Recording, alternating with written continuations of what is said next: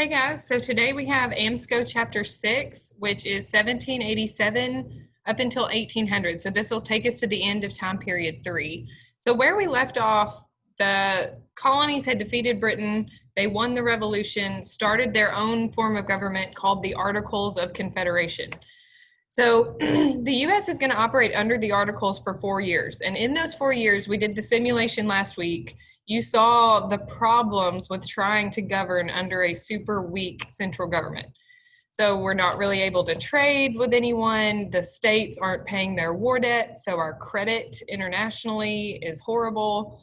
There's competition, no sense of unity between the 13 states. So James Madison and Alexander Hamilton are going to convince everyone to come together to revise the Articles of Confederation. So initially, that's what the plan was. Let's just fix the problems with the Articles and move on. So they all come together. We have the Constitutional Convention, which is a super secret meeting of these, what we call demigods, just these super powerful, wealthy men in the United States. So in total, it's 55 representatives from 12 states. They meet in Philadelphia in May of 1787. So some of the demigods I was talking about: George Washington, Benjamin Franklin, James Madison, who we call the father of the Constitution because he had such a large role at the convention, and then Alexander Hamilton, who will become the Secretary of the Treasury. Thomas Jefferson, Thomas Paine, John Adams, none of those were present at the Constitutional Convention. You just kind of assume they would have been there, but they weren't. They were traveling abroad as diplomats, so they wouldn't have been at the convention. So 19 of them owned slaves, so we know they don't really address the slavery issue, and this is probably part of the reason for that. So all of these guys are wealthy white men, so the point of view of all of them is similar when it comes to what the United States should look like, and this is definitely going to be a factor. They all want a stable political structure and power for the central government, because that is what was lacking under the Articles and why they weren't functional for the US. And this goal is to control the mobocracy. So we talked about Shays' Rebellion, how those farmers in Massachusetts just went nuts, and it took a lot to suppress that because under the Articles, the central government could not put down the rebellion themselves. So that's part of the reason for this call for a stronger constitution, is stuff like Shays' Rebellion. When they get there, they realize the Articles, there's just so many things wrong with them, they're not even salvageable. So they just throw those in the trash and start over. And remember, this is all in secret, so no one knows what's going on behind closed doors. They think they're just there revising bits and pieces of the Articles. So what we come up with, there's different plans, which I'm sure you talked about this in civics, but I know that's been a couple years for most of you. The first plan is the Virginia plan. So it's obviously a very large, highly populated state where we'll have 2 houses. Both of them will be based on population. So the more people you have in your state, the more representatives you get. Other states like New Jersey say, no, that's not fair for us smaller states. We should have 1 house with equal representation, which is what they already had under the Articles, and it wasn't proving to be very effective. So the first compromise they come to, we call it the Great Compromise, or the Connecticut Plan, where we make 2 houses, one that will be based on population, which is our current House of Representatives. The other is equal for each state, and that is the Senate, where every state gets 2. So that is the first of the major compromises, under the Constitution. They also established the presidency. So remember, under the Articles of Confederation, there was no chief executive, but they recognized the need for that. So that position is established. They also established the Electoral College, that system of checks and balances, where the president does have a veto, but Congress has the ability to override, things like that, to keep that chief executive in check. They also, this is another important compromise. 3/5 compromise is how they deal with the slavery issue. They decide that slaves in the southern states will count as 3/5 of one person when it comes to determining representation for the House. So that is really the first of the major pieces of legislation or compromises when it comes to slavery. They don't end the slave trade. They allow it to continue and basically say we can reassess the issue in 1808. So they stopped short of ending the slave trade at the Constitutional Convention. So we said the president is indirectly elected by the Electoral College. Senators at this point are also chosen by the state legislature. So the people don't get to vote on which senators they would be sending nationally. The 17th Amendment later will change that. So the House of Representatives is really the only one that is directly elected. And even that, it's only white men who own property. So when we say we were a democracy, not exactly. So they have these safeguards just because these men are fearful of what will happen if you allow everyone to have equal voice, everyone have a say. So that's kind of where this stuff came from. They finish in September, so it started in May. September, they come out with this document that they started from nothing. 42 of them end up signing it. Now the problem is going to be getting the states to sign off on the Constitution. They have to ratify it in order for it to take effect. So we see two groups form. They need 9 out of 13. The group who is opposed to the Constitution as it is written are the anti-federalists. So think they are anti-federal government, anti-big central national government. They want it to be weak. They think the states should hold the rights. Most of these people will be farmers, debtors, lower classes. Some notable anti-federalists, Sam Adams, Patrick Henry, those patriots from the Revolution. They think this Constitution that they made at the convention gives too much power to the national government and takes the power away from the states. On the other side, you have the Federalists who believe we need a strong central government. These are the wealthier, more powerful individuals in the United States. They do control the press. So a lot of the newspapers are going to run the Federalist Papers, for example, promoting the Constitution and encouraging the states to ratify it. So George Washington, Benjamin Franklin, Alexander Hamilton are all notable Federalists pushing for the Constitution to be ratified by the states. So the anti-federalists are angry. They feel like personal rights and states' rights are not secured in the Constitution. So they are asking for a Bill of Rights to be added. So the first state to really be the test for this to see if it's going to be ratified is Massachusetts. And they do end up passing the Constitution if they promise to add a Bill of Rights, ensuring the rights of states and individuals to make sure that those are kept sacred. So June of 1788, they finally get the needed 9 out of 13. So the Constitution passes. It becomes our national Constitution, sets up the government that way. So they got 9 out of 13. 4 states, Virginia, New York, North Carolina, and Rhode Island are the 4 laggard states that are the last ones to adopt it. So in Virginia, Patrick Henry is one of those saying that it doesn't do enough to secure states' rights, but they realize they can't stand alone. So it's passed now. So either they fall in line and go with the rest of the country, or they're going to be on their own. New York, they also get a big Federalist push, propaganda in the newspapers. These are called the Federalist Papers. So it's a series of 85 essays. Most of them are written by Alexander Hamilton. James Madison and John Jay write a few, but the most famous is number 10, where they just argue why this government will work, that it's not going to take the rights away from the people. We need this type of government in order to function as a republic. So they're effective. New York does end up ratifying the Constitution.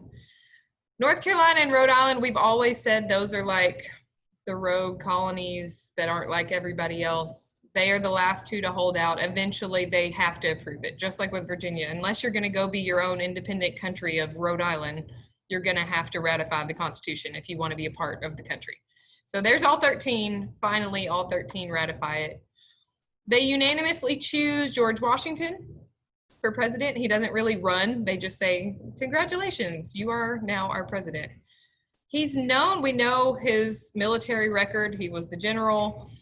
He's known for his character, not so much his political abilities, but more so they just trust his character, which at this point might have even been more important than his political prowess. He establishes the cabinet. So you get tricky questions sometimes about, sorry, bell again. Where in the Constitution it establishes the cabinet, it doesn't. It's a trick question if you get that. He just personally chooses some men to help him in certain areas of his governing, and that becomes his cabinet. So Secretary of State, the first one is Thomas Jefferson. Treasury is Alexander Hamilton. These two hate each other. That's where our first two political parties come from. And then Secretary of War is Henry Knox. So those are the three major members of the first cabinet, Washington's advisors.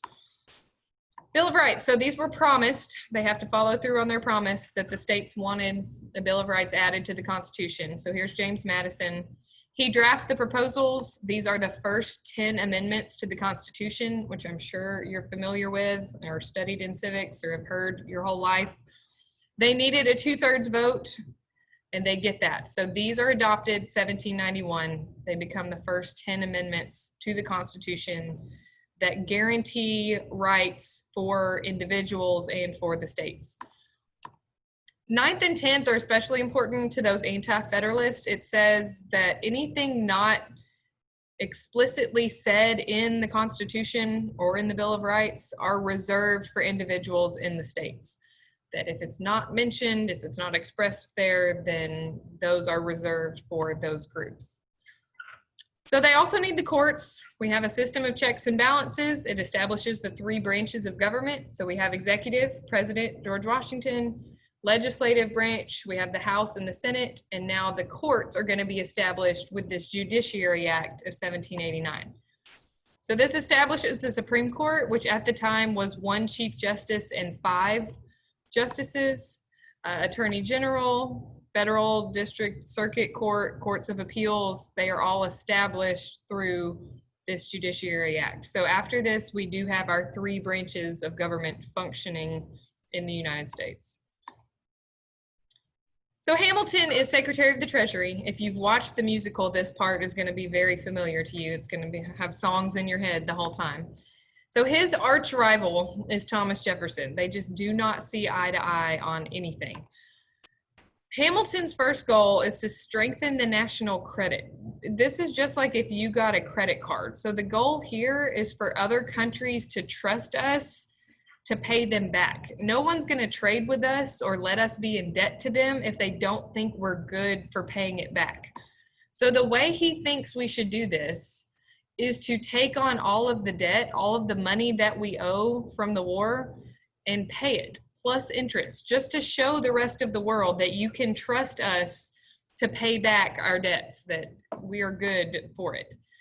He goes even further than that, and this shocks a bunch of people, and says, as the federal government, let's also take on all the individual debts owed by the states. We call this assumption or debt assumption. So, hey, Virginia, we got you. I know you owe a lot of money to Britain, but we'll pay it. So as a country, we're going to pay everybody's debts together. He thinks that'll pull everyone closer. The problem here, and I shouldn't have used Virginia as the example because they don't have a whole lot of debt. They don't like the idea of this. Like, why are we going to bail out Massachusetts, who owes a lot of money, when we don't? So they want something in return. So this is when the United States Capitol is moved to Washington, D.C. There's kind of a backroom deal in the room where it happens. Seen the musical? Where they say, okay, Virginia, fine, we'll give you the Capitol on the Potomac right next to Virginia if you'll go along with this debt assumption plan and let it happen. So that happens. They shake on it. Jefferson and Hamilton agree on that. So the national debt that Hamilton wants to pay off is $75 million, which in the 1700s is a lot of money. And he gets the nickname Father of the National Debt, which is kind of like poking fun at him because it doesn't seem like such a good thing. But to him it is. He argues this is going to bring us together. This gives us unity because we're all in this ridiculous amount of debt together. If we can work together to pay it off and build up our credit as a nation, we'll all be in a better place. So now the question is, how do you pay off $75 million worth of debt? Well, two ways. One is customs duties and tariffs, which this is like a tax on imports. So if France wants to trade with us, they have to pay a tax in order to do that. And we take the extra money, put it toward the national debt. Second way is excise taxes. So this can be, it just means like an extra tax. So like right now we have a cigarette tax where there's just, if you are a smoker and you go buy cigarettes, there's an extra tax on that that they can use for whatever. So his idea is let's tax whiskey, which does not go over well. Out west, especially, whiskey is almost like a form of currency that they trade in whiskey, and it is just not just for drinking, but just like for moving crops. That's how they distill it and trade it in the form of whiskey because that's easier to transport. So it's not just that they're big drinkers and they're mad that they have to pay extra for their booze. It's like affecting their livelihood. That's some farmers' way of life is whiskey. So when they tax that, they get very angry, and we'll see what happens. Another big part of Hamilton's financial plan, probably his baby, like the thing he wants more than anything, is the Bank of the US. So this is like a national bank. So like if now in Washington, D.C., we had a giant building and that was the Bank of the US, it doesn't exist because it's going to get killed by Andrew Jackson. That's why we don't have one now. But his vision for this is the federal government would be the majority stockholder. You could print money from this. We could use it to stimulate the economy by releasing money, because at this point we'd had all those issues with all the states printing their own money, and it just got really bad. So he thinks this will stabilize our currency if we just have one national currency and not a bunch of different states doing whatever they want. The problem was this Constitution we just wrote doesn't say anything about the federal government being allowed to do this. If it had, a lot of these anti-federalist states' rights groups probably would not have supported the Constitution. So Jefferson says, no, sir, this is not in the Constitution. You can't just make this massive, powerful bank that's owned by the federal government without it being approved by the states. He thinks the states should charter it. This is a great illustration of a really important term, and really kind of the biggest difference between Jefferson and Hamilton. Jefferson is what we call a strict constructionist. What this means is he believes the Constitution should be interpreted literally. If it is not in that document, then you can't do it. He's strict in that way. Like, sorry, Hamilton, great idea, but this document says you can't do that. Hamilton, on the other hand, would be considered a loose constructionist. And I think of this one like the ask forgiveness, not permission ideology. Like, it doesn't say I can't do it, that must mean that I can. He says it fits under this clause that said the government can do something they deem necessary and proper, even if it is not explicitly written. This would be one of those implied powers that the Constitution implies that it's okay, even though it's not explicitly stated. So know those terms, loose versus strict. It's just their view of the Constitution. And it's at the center of all of the major disagreements between Hamilton and Jefferson. Washington ends up siding with Hamilton on this one, and it is passed, and it's good for 20 years. Like I said, in the future, Andrew Jackson is going to kill the bank. It's actually the second bank of the United States at that point, but that's why we don't currently have one, because it won't be around forever. So in Pennsylvania, this whiskey excise tax leads to a rebellion. So this is our third rebellion. They're really, really mad in Pennsylvania. So they start protesting. The tax collectors who come around to collect the excise tax get tarred and feathered. I have a painting depicting that here in a minute. George Washington, so the chief executive that we now have because of the Constitution, calls in state militias to put down the rebellion, and they crush it easily. So the effects of this is that the new central government gains new respect. It legitimizes the commander-in-chief that we now have, because with Shays' rebellion, we didn't have that, and we couldn't put down the rebellion. The mob was ruling. Now that we do, it is proof that this new system works because they're able to call in troops to put down the rebellion. Some, especially those in Pennsylvania, states' rights advocates say that was excessive. Like, really, you bring in the military because some people are mad about some taxes, but it is proof that those weaknesses of the articles were corrected with the Constitution. So here's a says the famous whiskey insurrection in Pennsylvania. There's the tax collector being tarred and feathered, riding around on a stick.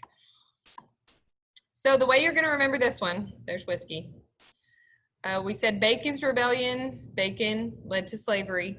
Shays Rebellion, angry mob, led to the Constitution. Whiskey Rebellion leads to a strong central government. Strong George Washington shows the power of the presidency, that it worked, that they were able to suppress it. So whiskey, powerful George Washington, powerful central government.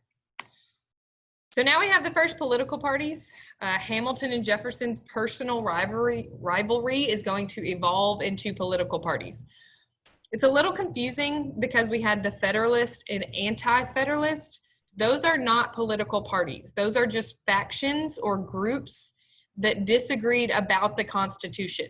Once the Constitution is ratified, the Anti-Federalists kind of fizzle out. They're not really a thing anymore.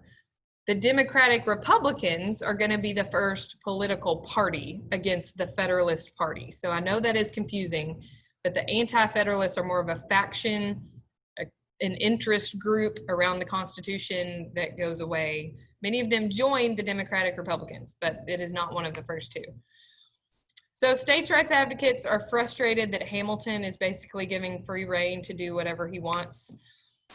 So parties form. So here are the first two parties. Thomas Jefferson forms the Democratic Republicans, and it's not like he declares it into existence. It's just naturally his followers and supporters, those in agreement with Jefferson, make up this group versus Hamilton's Federalists. We consider these the first two parties. So if you see anything about the first party system, this is them. Democratic, Republicans, Federalists. And then we have the second party system, third party system later on. This is the first one. One thing the two parties really disagree about is the French Revolution, which you covered in world history. I'm sure you remember that. People getting their heads chopped off with the guillotine, all that fun stuff. It does have a huge impact here. At first, Americans are like, oh, look at France following in our footsteps, breaking away from tyranny. But then it enters that reign of terror where heads start rolling, things get a little crazy. So Americans kind of distance themselves from France. Like, whoa, okay, they're not doing what we did. That's something totally different. There's this duel for control of the Atlantic. So we're going to have issues with Britain and France trying to stay out of their problems. So we see that more under Adams' presidency, but it's coming. So Washington has a decision to make. Technically, in 1778, we are still in an alliance with France. After Saratoga, when they came to aid the colonists, we signed an agreement. It is still in effect. So technically, if they go to war, we're supposed to go help them. Washington recognizes that this is a bad idea. If we go join a war right now, we're probably gonna fall apart as a country. That we need to wait at least a generation to let our country develop, let our population grow before we get sucked into Europe's wars. So he issues a proclamation of neutrality. This was another disagreement between Hamilton and Jefferson. Jefferson wants to get involved with the French. Hamilton says no way. So he signs this proclamation saying the US is going to be neutral. We're going to stay out of everybody's issues. This establishes a tradition of isolationism, that we're going to try to stay out of Europe's problems. We will see this all year long in US history. Keyword there is try. So if you know anything about our history, we usually start out being isolationist or neutral and then inevitably get sucked into whatever problem we're trying to avoid. World War I, World War II, Vietnam, all examples of that. So embroilments with Britain. England is going to end up seizing American sailors. This will be really the cause of the War of 1812, which is coming up. But it starts not long after American independence. So they seized 300 American ships. The term for this is impressment, which sounds like a good thing, like, ooh, I'm impressed. It's not. They're kidnapping American sailors against their will, forcing them to serve in the British Navy. So they're being kidnapped and held against their will. It's not good. So they send John Jay, Chief Justice of the Supreme Court, that's him right there, to London to make a treaty to try to avoid another war with Britain. He signs the treaty. Seems kind of like a good thing. Like the British agree that they'll leave the frontier. They have posts on the frontier. This is not likely because they said they would do that already after the revolution with the Treaty of Paris, and they didn't. So it's like, okay, cool. They're just going to continue to ignore it. They do pay damages for seizing some of the ships. However, John Jay agrees that Americans will pay debts that were owed to Britain before the revolution. So they're so angry at John Jay. They're like, are you a traitor? Like, do you like England more than your own country? Because now Southern farmers who are Democratic Republicans, Jeffersonians, are angry. Like, you just told them we're going to pay all this money that we thought we were off the hook for, that now we are even more in debt than we knew we were because of your Britain loving treaty that you just signed. Spain also wants to make a treaty. We call this one Pinckney's Treaty, where they give Americans free navigation of the Mississippi. So it's really the Spanish coming and sucking up to America to get on their good side in case of a conflict with Britain and France. George Washington decides to retire. He really surprises everyone with this. So after 2 terms, he steps down. That establishes the 2-term tradition that all the way until FDR, Franklin Roosevelt, presidents will follow this. And then after Roosevelt, 22nd Amendment will make it to where you can only serve 2. He gives a very famous farewell address. You could very easily see this as an excerpt for multiple choice or something like that, where he warns against a couple things. One, avoid entangling alliances, foreign alliances, because they'll get us sucked into other people's problems, which he was very right about this. And don't let political parties divide us as a nation. So I feel like our track record is not great. If Washington were here today, he'd just be shaking his head because we didn't really listen on either of those very well. But those are really the 2 things that stand out in his farewell address before he steps down and retires. After Washington, we get John Adams, who is a much less impressive figure. He ran against Thomas Jefferson, but he is able to win. The way it's set up at the time, whoever did not win is given the vice presidency, which you can imagine now what a mess that would be if that were the way it worked. But at the time it is. So Jefferson is the vice president. Adams does not have the easiest time. One, how do you follow George Washington and expect for people to like you? It's just really big shoes to fill. Hamilton, who's in his own party, hates him, is going to make his life miserable. And we have all these issues with France. So John Adams gets kind of a bad reputation, but it's not all his fault because things were just stacked against him during his presidency. France is rightfully so angry about this treaty that John Jay made with Britain that makes it look like we're just besties. So Adams sends diplomats to France to work out a peace. And it talked about this in AMSCO, but it really is just such a strange thing. So we send Americans to France to meet with the prime minister, whose name is Talleyrand. Instead of sending Talleyrand, they send these 3 agents who don't have names. They just go by X, Y, and Z, and are demanding this insane amount of money just to have a meeting with Talleyrand. So we call this the XYZ affair. It's just this really strange event between us and France where they're trying to make us pay millions of dollars just to have a meeting. So we say no. Not going to happen. It looks like we may end up fighting with France, but John Adams takes the high road and negotiates a peace called the Convention of 1800, where we don't go to war with France. But we do have this like undeclared fighting out on the ocean with French vessels. So we're not technically at war, but things are not good between us and France. John Adams is able to prevent a full-out war that would not have been good for the country at the time. The Federalists have a majority in Congress, and obviously Adams is a Federalist too, so they have the presidency.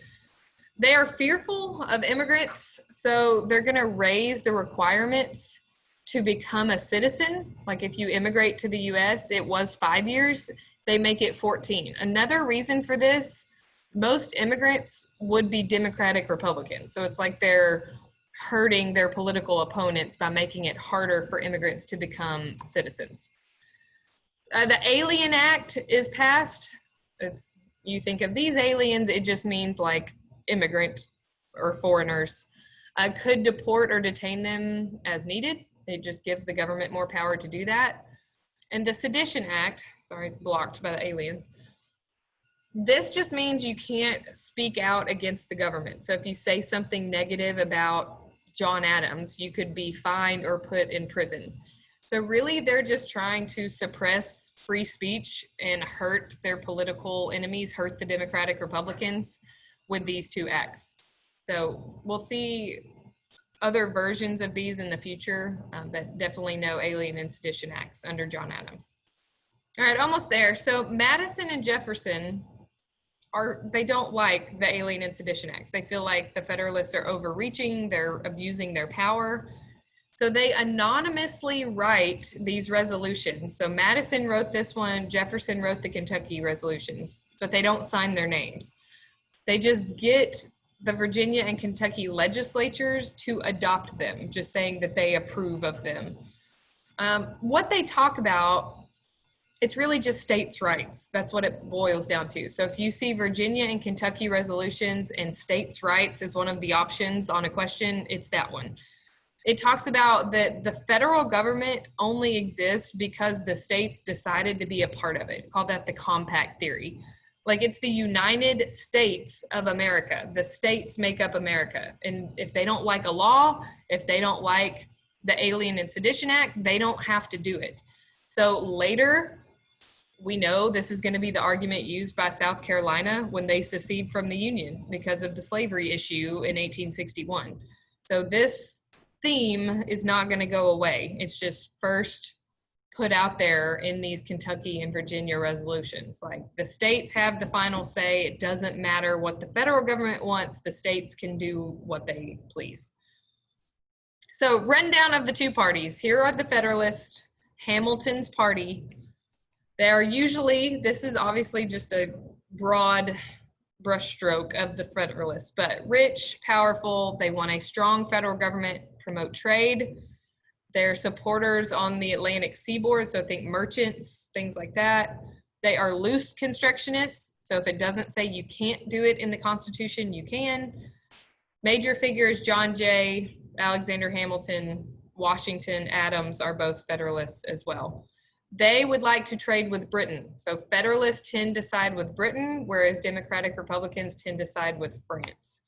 So there's Thomas Jefferson, his party, middle and lower class farmers. Thomas Jefferson's vision for the United States is just an agrarian society where everyone has their own little farm, just a nation of farmers. That's what he thinks our nation should be.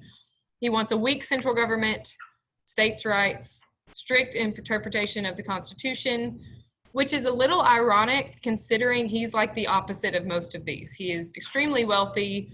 He's a slave owner. They also want to side with France over Britain in these issues that we're having with them. 1800, Jefferson is elected. We call this the Revolution of 1800. Couple of reasons for that.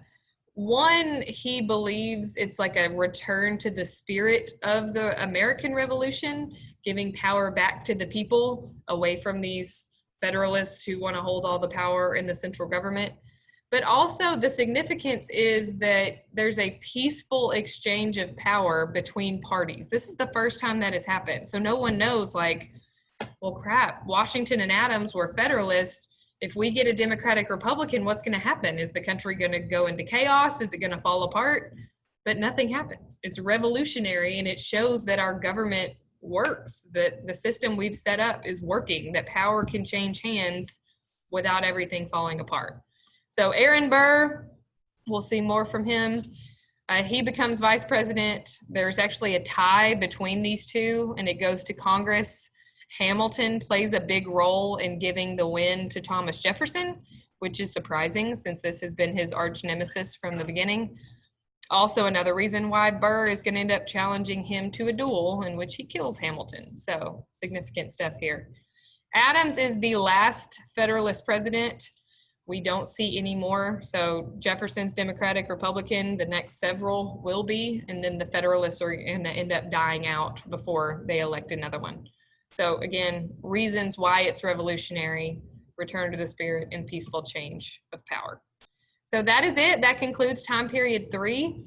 Let me know if you have any questions, and y'all have a great day.